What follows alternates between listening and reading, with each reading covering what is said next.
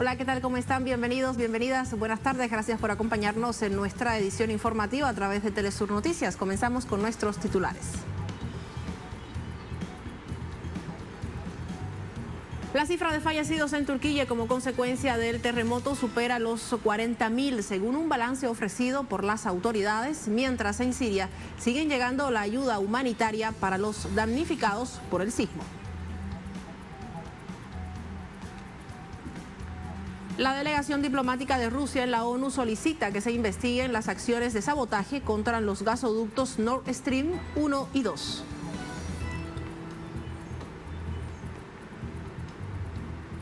Con la llamada marcha de sacrificio, el pueblo de Perú retoma este sábado las manifestaciones para exigir la renuncia de la presidenta designada Dina Boluarte, el adelanto de las elecciones y un proceso constituyente.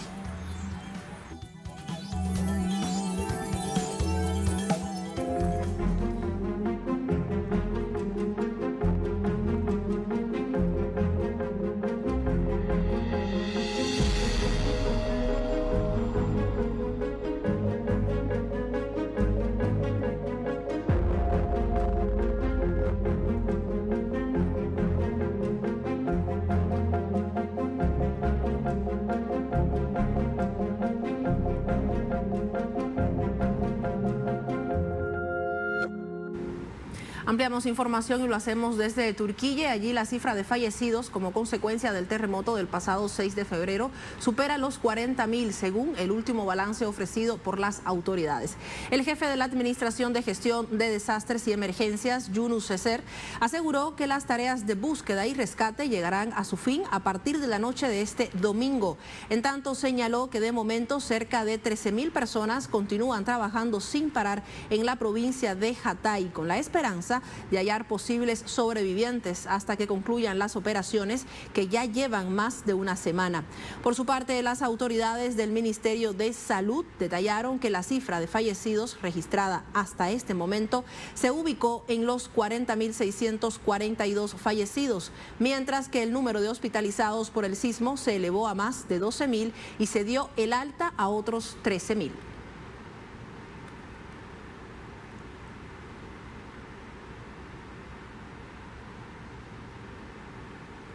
Seguimos en este país. Las autoridades informaron que las operaciones de búsqueda y rescate tras el terremoto que sacudió al país hace ya más de una semana concluirán este domingo 19 de febrero. De acuerdo con la Agencia de Gestión de Desastres y Emergencias del país, los peores daños se detectaron en la provincia turca de Hatay y en las ciudades turcas de Kahramanmaraş y Adiyaman. De igual modo, precisaron que hasta la fecha, a lo largo de estas labores, el número de las víctimas mortales registradas en el país se ubica en los más de 40.600, mientras que la cifra de heridos se posiciona en los 108.068 personas. Pese a que las operaciones de rescate se darán por concluidas este domingo, el decreto de estado de emergencia emitido por el presidente turco Recep Tayyip Erdogan se mantiene en las 10 provincias afectadas por los terremotos.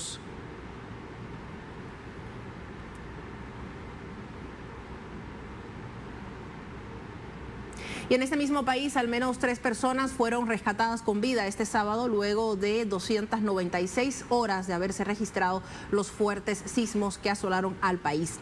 Según información de los medios locales, en el marco de las labores de búsqueda y rescate, un equipo de Kirguistán logró salvar a una pareja junto a su hijo de 12 años de edad, quienes habían quedado atrapados bajo los escombros del edificio del apartamento donde tenían su vivienda.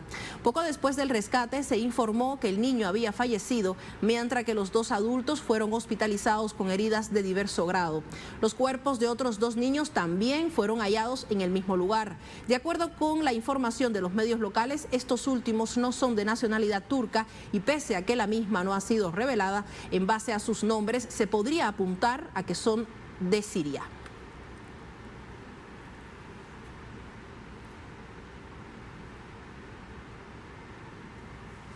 Vamos a Siria. En la provincia siria de Hama continúan las tareas de remoción de escombros transcurridos los 13 días del terremoto que sacudió a una parte del país. Vamos a conocer detalles desde la provincia Hama con nuestro corresponsal Hisham Wanus.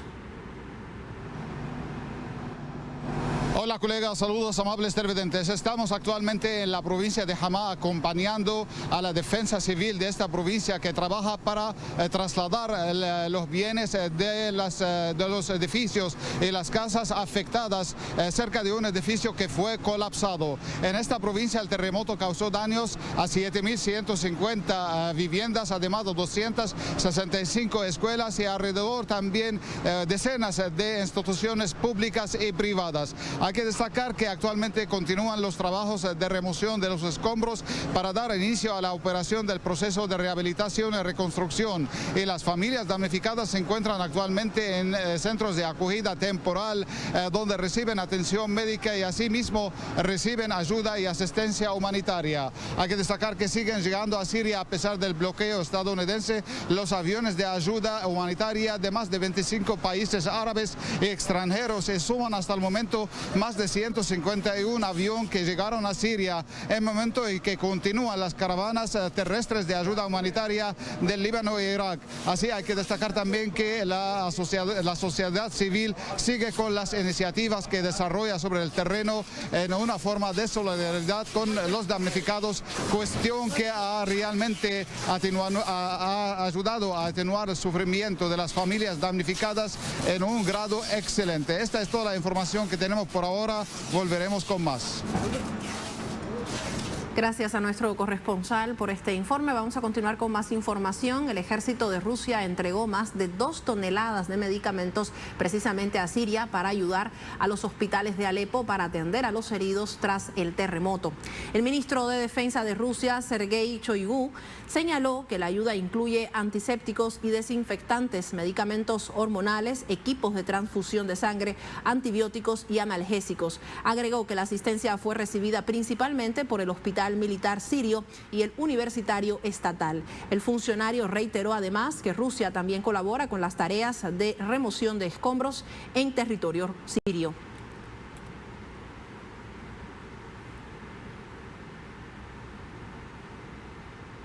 La misión de Rusia en la Organización de las Naciones Unidas solicita que se investiguen las acciones de sabotaje contra los gasoductos Nord Stream 1 y 2.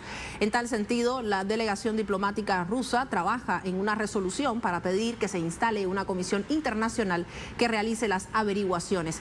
El documento señala que se ha confirmado que las explosiones ocurridas en septiembre del año pasado en los gasoductos fueron un sabotaje. La iniciativa demanda que el secretario general de la ONU, Antonio Guterres, reporte al Consejo de Seguridad sus sugerencias para la instalación de la comisión investigadora. En tanto, la Fiscalía General de Rusia adelanta una investigación por terrorismo internacional tras los daños provocados a los ductos.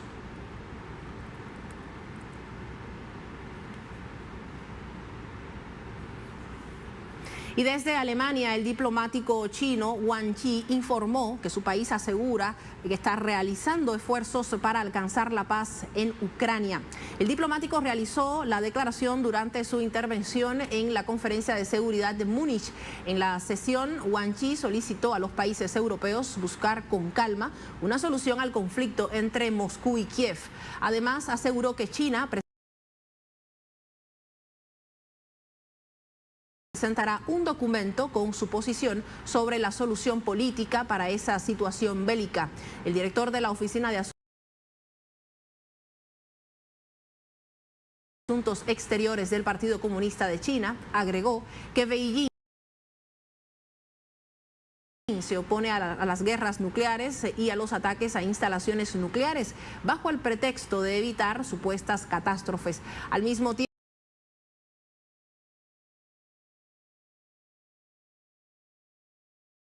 tiempo recordó que desde el inicio de la operación especial rusa, su país promueve una salida pacífica.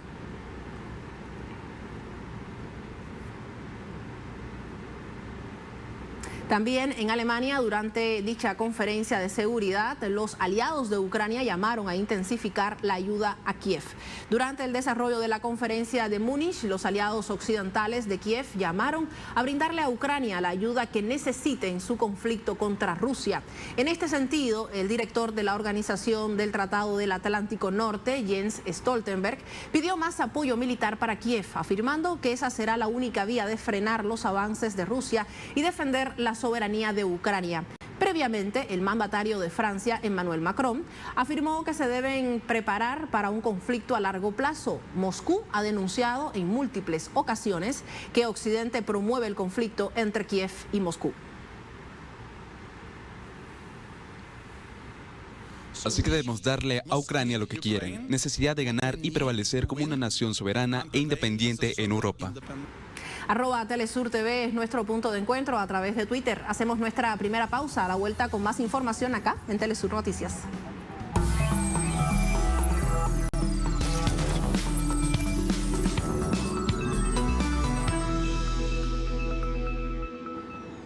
Regresamos con más información, lo hacemos desde Etiopía. Allí inició este sábado la 36ª cumbre ordinaria de jefes de Estado y de Gobierno de la Unión Africana, con llamamientos a la integración económica continental. Durante el discurso de apertura en la cumbre, que tiene lugar en Addis Abeba, capital etíope, el presidente de la Comisión, Musa Faki Mahamat, insistió en la puesta en marcha del Acuerdo de Libre Comercio Continental Africano, que entró en vigor en enero del año 2021, con el propósito de crear una zona comercial capaz de mejorar la industrialización y el comercio de los países africanos. De igual manera, Mahamat instó a los jefes de gobierno a tener una mejor representación de África en los foros multilaterales mundiales, como una forma de permitirle al continente aportar su propia contribución a los problemas del mundo. En el marco de la agenda establecida, se espera que los jefes de Estado, de gobierno, aborden los efectos de las sequías que han afectado a millones de africanos, así como una propuesta sobre operaciones de seguridad en el continente.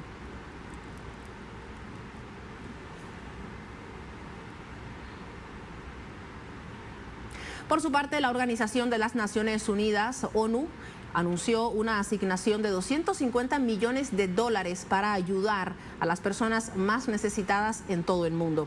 En declaraciones a la prensa después de su participación en la cumbre de la Unión Africana, el secretario general del organismo internacional, Antonio Guterres, señaló que esta se trata de la mayor asignación del Fondo Central de la ONU para la acción en casos de emergencia. El funcionario detalló que con esto se busca brindar apoyo a 339 millones de personas que necesitan ayuda humanitaria en el mundo, un 25% más que en el año 2022. Guterres expresó además su apoyo a la presencia de un representante de los países africanos entre los miembros permanentes del Consejo de Seguridad del organismo global.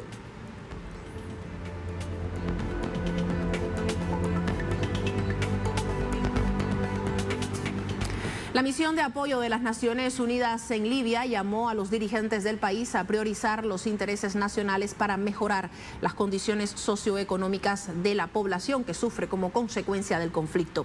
Les contamos más. La misión condenó la inestabilidad que presenta la economía del país, así como de los servicios básicos con el agua y la electricidad que no se entregan de manera confiable y la atención médica que no cuenta con recursos suficientes. El organismo de la ONU resaltó que también los procesos judiciales están estancados y los derechos humanos no se respetan. Ante esto, consideró que todavía es posible alcanzar las aspiraciones de las personas y una paz duradera. Sin embargo, señaló que para ello los dirigentes del país deben trabajar para poner fin al estancamiento político y empoderar a la gente para que elija a sus propios líderes en 2023 a través de elecciones inclusivas, dejando de lado sus propios intereses políticos.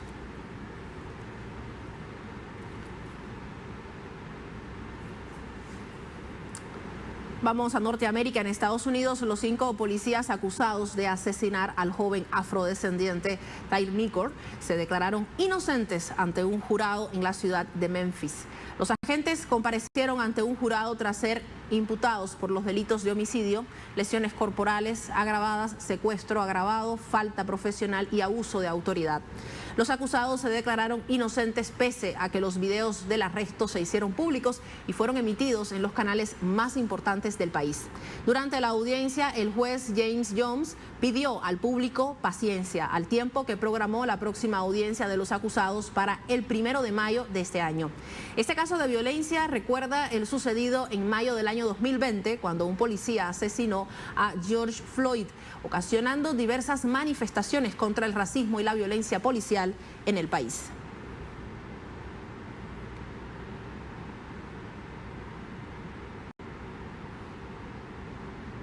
Vamos a Surinam. El gobierno de este país impuso un toque de queda en la capital para tratar de impedir las manifestaciones populares en rechazo al alto costo de la vida.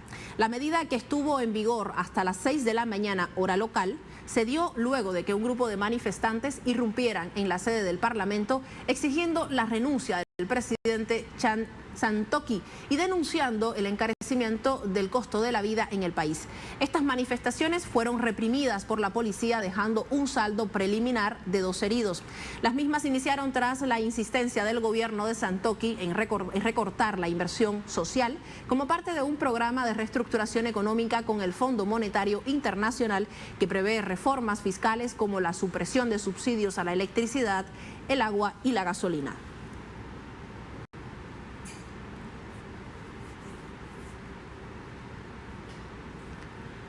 Hablamos a continuación sobre la CARICOM. Los jefes de gobiernos y de estados de la Comunidad de Estados del Caribe reafirmaron su apoyo al gobierno democráticamente elegido de Surinam bajo el liderazgo del presidente Santoki y pidieron el regreso de la normalidad de ese país. Al finalizar la 44 cumbre de la CARICOM, los jefes de gobierno y estado del bloque regional tomaron nota del desarrollo de la situación en Surinam y condenaron enérgicamente los ataques violentos contra personas e instalaciones públicas y privadas, incluido el Parlamento. Pese a que reconocieron el derecho a la libertad de expresión y el derecho a la manifestación pacífica, señalaron que no puede haber excusa para el uso de la violencia de ningún tipo en movilizaciones, ya que tales acciones, según afirmaron, solo sirven para socavar el Estado de Derecho y la estabilidad de las democracias. En tal sentido, los miembros de la CARICOM instaron a hacer todo lo posible para mantener la seguridad pública y restablecer la calma con carácter de urgencia.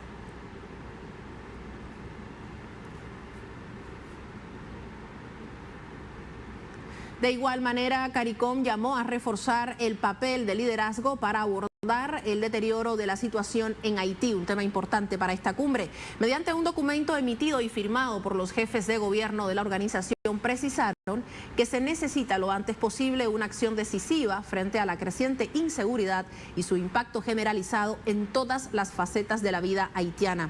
En tal sentido, subrayaron la necesidad de una mayor inclusión en esa dirección y convocaron al respecto a una reunión anticipada en Jamaica entre las partes interesadas. Los titulares también acordaron participar en otro cónclave en Haití con las autoridades de ese país para ayudar al desarrollo de un plan que restaure la seguridad y el Estado de Derecho.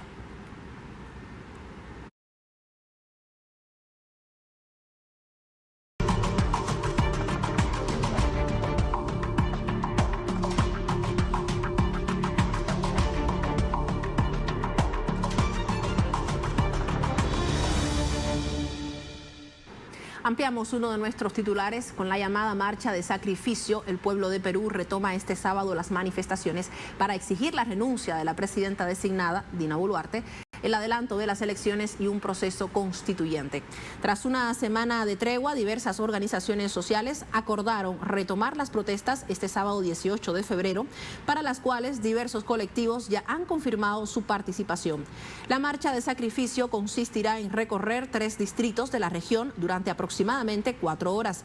El punto de concentración es el Parque Obrero de la ciudad Chiclayo a las 2 de la tarde, hora local, para posteriormente desplazarse hasta la localidad de Mochumi, en la provincia de Lambayeque, en donde se dará inicio a la caminata por sus principales calles. Seguidamente se van a dirigir hasta la jurisdicción de Tucumé y culminarán en Illimo.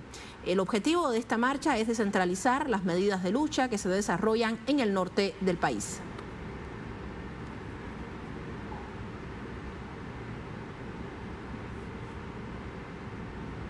De Perú pasamos a Uruguay. Allí un fiscal solicitó juicio y prisión para 6 exmilitares por el asesinato del militante del Partido Comunista de Uruguay, Juan Manuel Brieva, desaparecido en 1975 por la dictadura.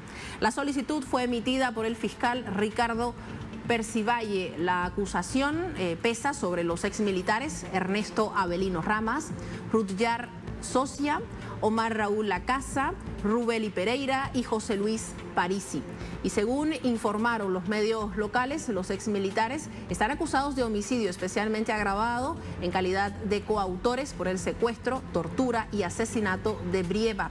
La víctima fue detenida en su casa el 30 de octubre de 1975 junto a su madre, Elisa, en el marco de la Operación Morgan, lanzada por la dictadura contra la agrupación comunista. Elisa fue liberada posteriormente, pero resultó testigo de las torturas contra su hijo y otros detenidos, hechos por los que se dio un testimonio ante la Comisión Investigadora Parlamentaria tras la vuelta a la democracia y presentó además una denuncia ante la justicia que reabrió el caso.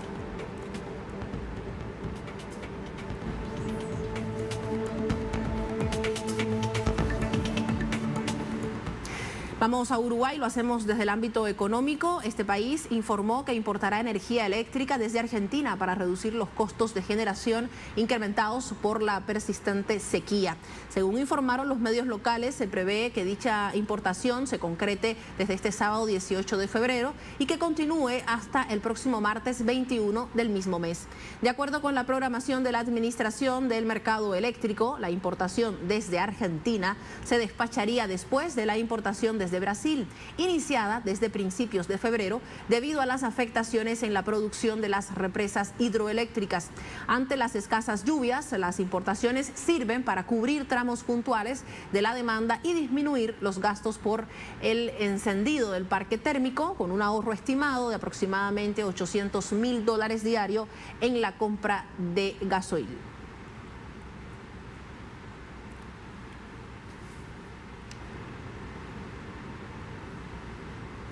Nos vamos a Argentina. Las autoridades sanitarias confirmaron un segundo caso de influenza aviar en 2 patos silvestres hallados muertos en la provincia de Córdoba. La detección fue anunciada en última hora de este viernes por el Servicio Nacional de Sanidad y Calidad Agroalimentaria, luego de realizar los análisis correspondientes sobre las muestras tomadas a los 2 patos silvestres fallecidos que arrojaron resultados positivos. Los animales se encontraban en la laguna Las Mojarras del departamento cordobés de General San Martín. Ante esta situación, el ente sanitario dispuso el estado de alerta preventivo contra la enfermedad y aumentó los esfuerzos de vigilancia en el país. Al mismo tiempo solicitó que se le notifique cualquier aparición de aves silvestres muertas o con alguna sintomatología compatible con aves de corral.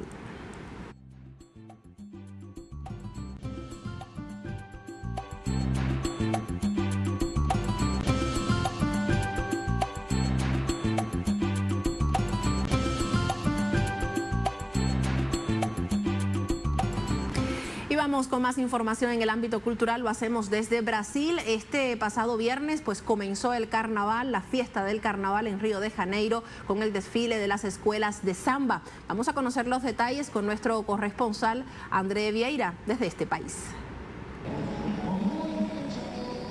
¿Qué tal? Saludos para ti, también para nuestra audiencia. Continúa el carnaval aquí de Río de Janeiro. Este sábado, otras 8 escuelas del grupo de acceso desfilarán por el Sambódromo de Río de Janeiro. El viernes fueron 7 escuelas, son 15 en total del grupo de acceso, y luego viene el desfile del domingo y del lunes con las 2 escuelas del grupo especial. Un desfile muy importante, marcado por el tono crítico de las historias que están en la avenida, que están en el desfile de estas escuelas de samba aquí de Brasil. Carnaval crítico también en las calles. Son muchas las agrupaciones que están gritando, por ejemplo, a favor del presidente Lula da Silva, contra el expresidente Jair Bolsonaro. También están celebrando el retorno completo del carnaval luego de la pandemia. Brasil, uno de los países más golpeados por la pandemia, tuvo su carnaval suspendido a lo largo de los últimos 2 años. Aquí en Río de Janeiro hubo el año pasado un carnaval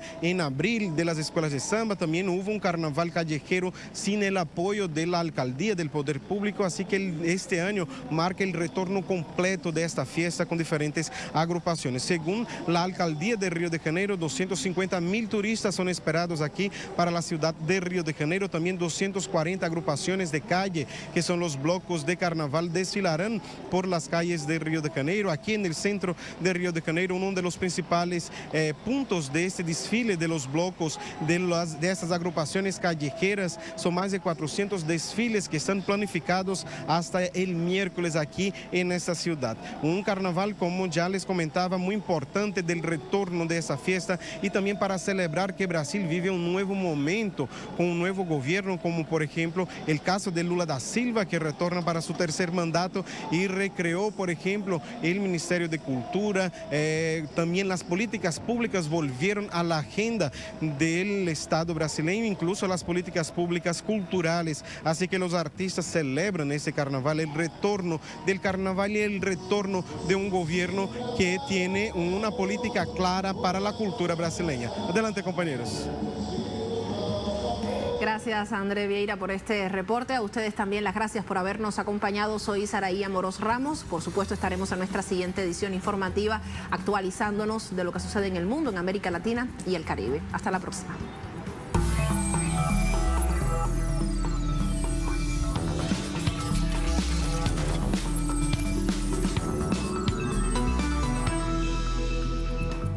Disfruta desde cada rincón de América Latina y también en Europa, ahora nuestra señal HD tanto en inglés como en español. Órale, gracias a los satélites IS-34 e IS-14 podrás ver nuestro contenido cultural en mejor calidad de imagen. ¿Qué esperas? No te quedes fuera y contacta a tu operadora de cable para seguir disfrutando con nosotros, porque Telesur siempre da más.